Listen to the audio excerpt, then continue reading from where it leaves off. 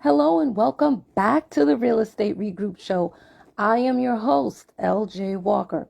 So I was listening to a lot of people talk about Kendrick Lamar's performance at the halftime show at the last Super Bowl.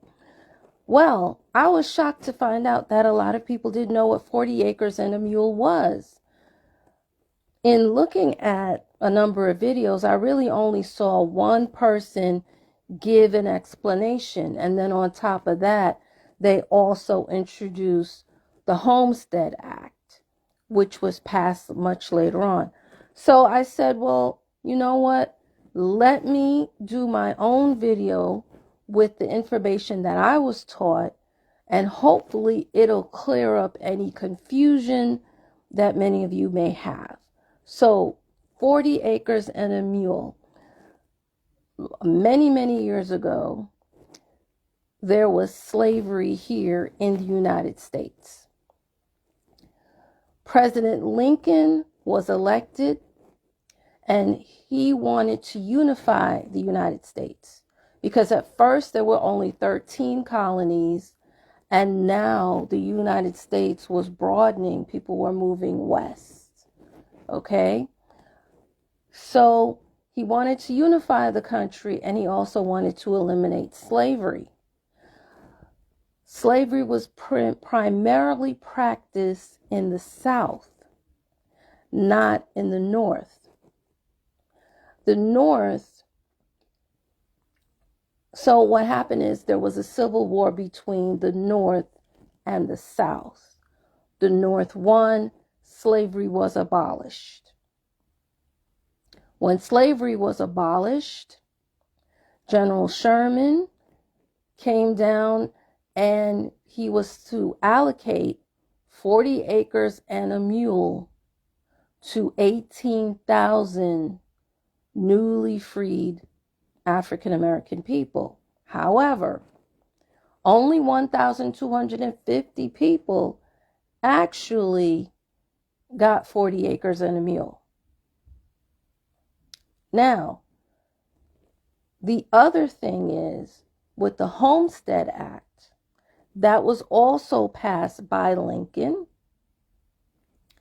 And what that did was, that was for anyone, whether you were black, white, an immigrant, you could go and stay on land in the West, and you would get 160 acres as long as you lived there and you developed that land. In addition to all of that, the voting rights for African American men was also passed under Lincoln. Now, as the story goes on, Lincoln was assassinated. So once he was assassinated, a new president came in, and that was President Johnson. He overturned just about everything that Lincoln did, except for the voting part and also the homestead part. What he did is he took the land away from the 1,250 black families. He took that land away from them and gave it back to the white people who had owned the land previously. They weren't the original ones, let's be clear. The original people who owned the land were actually Native Americans. But as you know, the land was stolen from them. And so it is. So this is what we have here. Now, one can say, well, why is it that they elected Johnson president? Okay, since, the black men now had the right to vote. Well, the number of white people outnumbered the number of black people. And it was only the men that were allowed to vote. The women were not allowed to vote. Then many of them also faced discrimination. And there were other local laws that were put into place to prevent black people from voting. Even though federally they had the right to vote, sometimes they had to deal with other local, like Jim Crow laws and things of that nature. Okay? It really wasn't until 1965, which is only about what, 6 years, 7 years before I was born, that we as black people, really, both black men and black women, really were able to vote clear and fair, if you will, without all the extra discrimination that goes on. And then another point I forgot to make is that women really weren't allowed to vote until 1920. So even back then, white women weren't voting. No woman was voting. Okay? So as far as the freedom to vote for all people, no matter what race it is, that didn't happen until 1965. Very important to note. Okay, so that is what happened with the 40 acres and a mule. Now, the Homestead Act, one could say, well, why didn't more African Americans take advantage of that? Okay, so here's the reason. And the Homestead Act actually stayed on until the 1975 or 1976. I forgot which of those dates. It was still carried on. Well, here are a number of reasons why. There were, first of all, 3,500 black families that did take advantage of the Homestead Act. So they did move west and they did establish the land. They did live on the land and it did become theirs. But many, unfortunately, many more didn't take advantage of it because a lot of people who were freed, they couldn't afford the registration fees. Remember, they didn't have any money. There also was lack of access to information about the lands being available. Okay, let's go back. Now, when the act to abolish slavery was first put in place, it took 2 years before all of those that were enslaved in Texas to even find out that that law was passed. Why? Because there was no telephone, there was no radio, there was no TV, there was no social media, there was no internet. In order for information to get passed, someone had to ride on a horse and go from county to county, city to city, state to state. That's why it took so long. And that's why many weren't even aware that it was available. And then unfortunately, because of discrimination and what have you, there are people who do withhold information. Even today, even though we have the internet and we have all these AI and different resources, if you don't know what to put into that Google search, if you don't know what to ask AI, you're not going to know what is available to you and what is not available to you.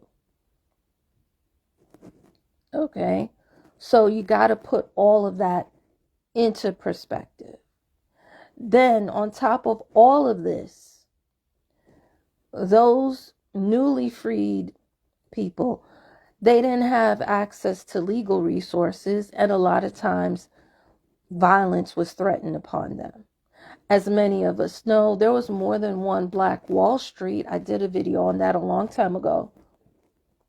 And many of those towns were burnt down. There's only a few left today. Only a few. Okay? So this is why, unfortunately, the transfer of wealth largely excluded African Americans, which is basically a missed opportunity that we had. Okay. And then with us not being able to vote for so many years, or being discriminated, denied access, even though there was the federal law, we had no say in property taxes or local development in our areas. There was limited representation with economic policies. And as far as trying to challenge discriminatory lending practices, that's another story altogether. All right. Because honestly, people can discriminate against you and you don't even know it. It's happened to me before.